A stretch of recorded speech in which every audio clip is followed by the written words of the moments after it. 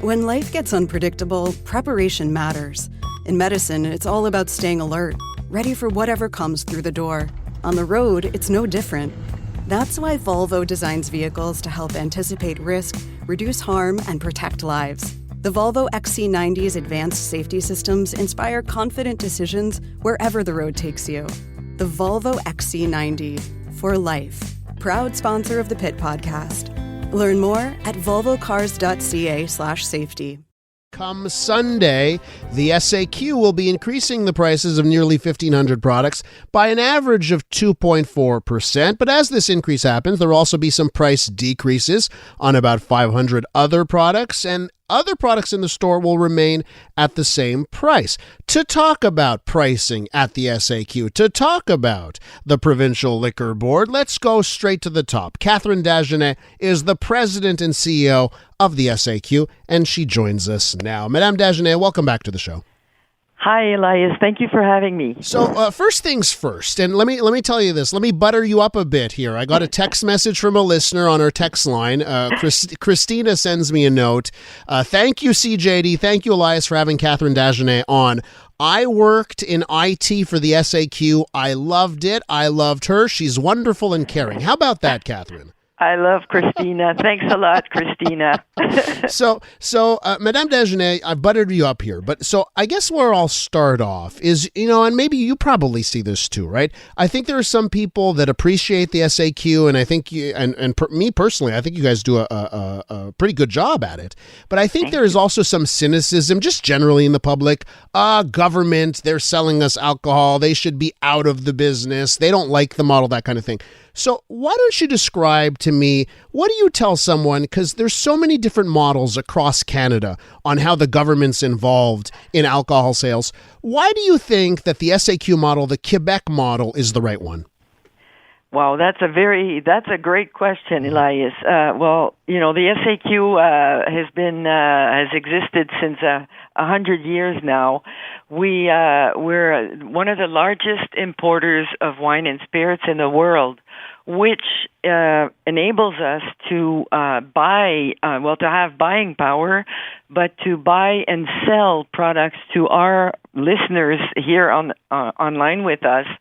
And the rest of Quebecers to have access to all kinds of products from all over the world, and that's what makes us unique, and also this is a societal decision whether we're public or not.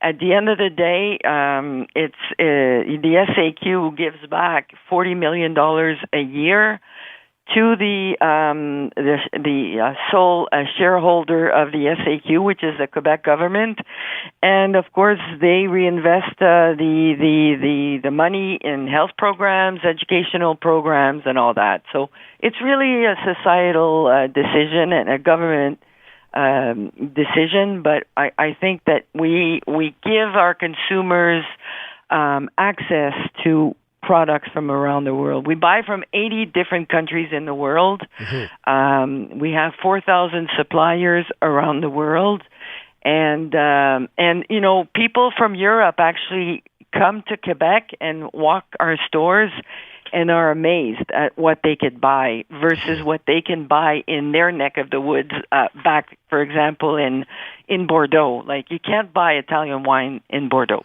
You buy Bordeaux wines. Yeah. That's it's interesting, especially when you brought up buying power here, right? And how you're such a large buyer. So I think that's a nice segue into the topic of price increases, some price decreases, that kind of thing. So you've got this enormous buying power. Do you think that that's allowed you? I mean, you're doing a price increases come Sunday, right? So 2.4% on about 1,500 products. Yeah. Are you saying that it could have been worse if you didn't have that buying power? Yes, for sure. I'm actually very pleased with the outcome of the price increase that's going to take place this weekend on Sunday, simply because it's a balance. The SAQ buys products from suppliers from around the world, and it's a balance between the suppliers, the producers legitimate demand on price increase versus what the consumer is expecting of the SAQ, and that is to find products at the right price. So when I look at the price increase, in a year, we've increased our prices by an average of 3.6%.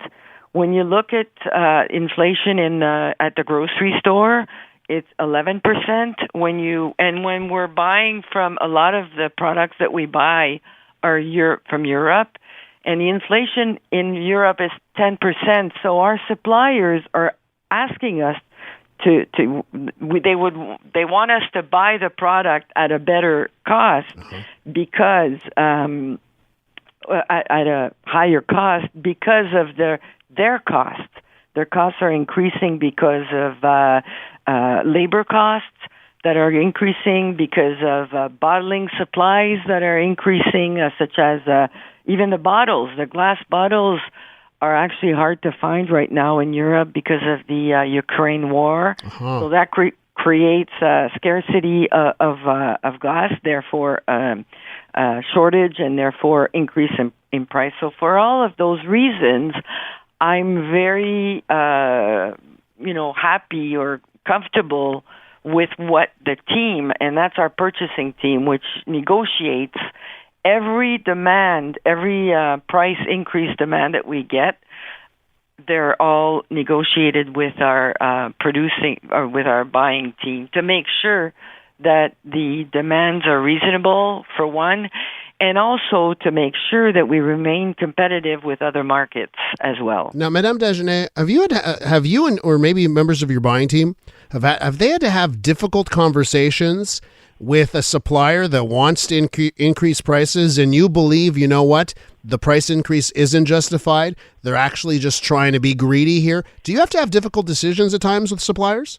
Of course, that's why we negotiate, and our suppliers, of course, would rather we accept the price increase as it is, but that's not the role of the buying team. The buying team their role is to negotiate the right price, and so sometimes the conversations are not very pleasant for either parties.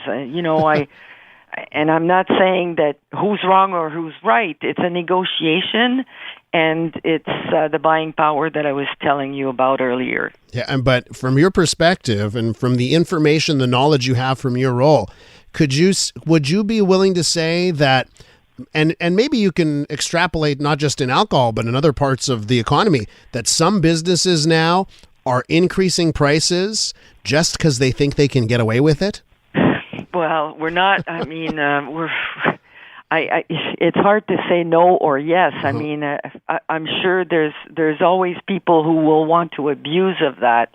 But all in all, I mean, in the business we're in, I think most people are honest about what the increases they're asking. But sometimes they're asking for too much.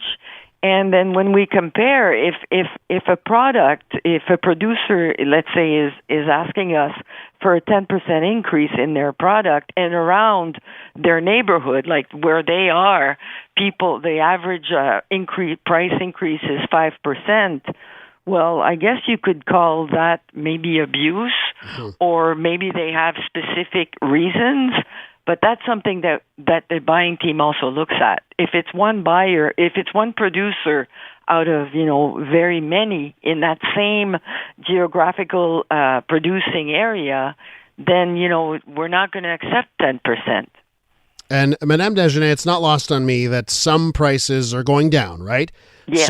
So how would you explain that some prices are going down? Like, are certain parts of the alcohol business seeing actually deflation? Okay, so that's a very good question. The reason, so we have 539 products going down by 1.3%, and we have almost 1,400 that are unchanged on Sunday, that will not go up or down.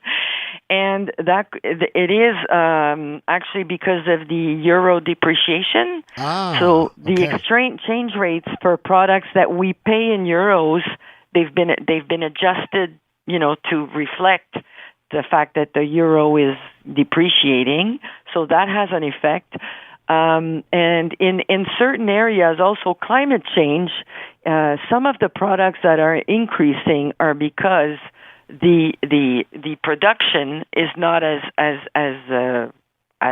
big as it was in the past because of climate issues. Last year we had frost in certain areas of France and north of Italy, and so that has an impact on price.